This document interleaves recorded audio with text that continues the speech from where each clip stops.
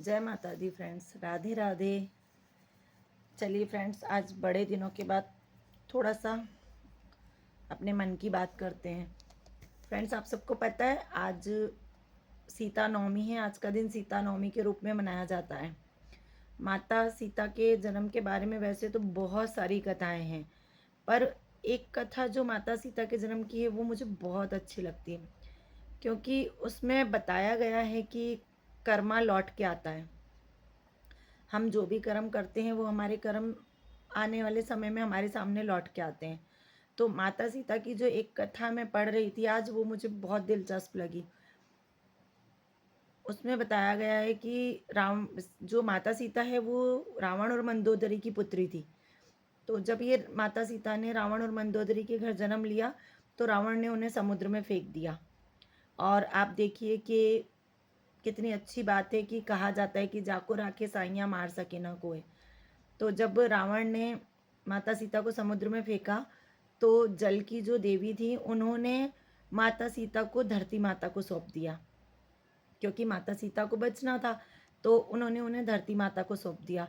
और जब उन्होंने धरती माता को सौंपा तो उस समय राजा जनक के जो राज्य में बहुत भयानक अकाल पड़ा। तो राजा जनक को ऋषि मुनियों ने अकाल से बचने के लिए उपाय बताया कि आप अपने ही राज्य में अपने खेतों में जब हल चलाएंगे तो आपके यहाँ वर्षा होगी और उससे अन्न की उपज होगी। तो राजा जनक जैसे ही वहाँ पर गए हल चलाने, तो वो अपने खेत में हल चला रहे थे तो उनका हल किसी भारी चीज़ से टकराया। और जब वहाँ खुदाई की गई तो उसमें एक बक्सा मिला और उसमें माता सीता थी। तो राजा जनक ने उन्हें अपनी पुत्री के रूप में स्वीकार किया। और वो आज ही का दिन था जब सीता नवमी मनाई जाती है। और इसे सीता जयंती भी कहा जाता है।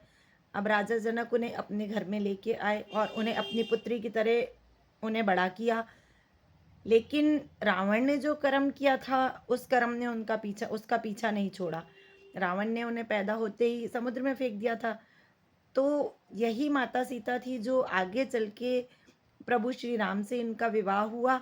और उसके बाद रावण की बुद्धि इन्हीं की वजह से भ्रष्ट हुई और रावण के पतन का कारण भी यही माता सीता बनी। तो कहा जाता है कि अपना कर्मा लौट के आता है। तो हम जो कर्म कर रहे हैं उसका फल हमें भुगतना ही पड़ेगा।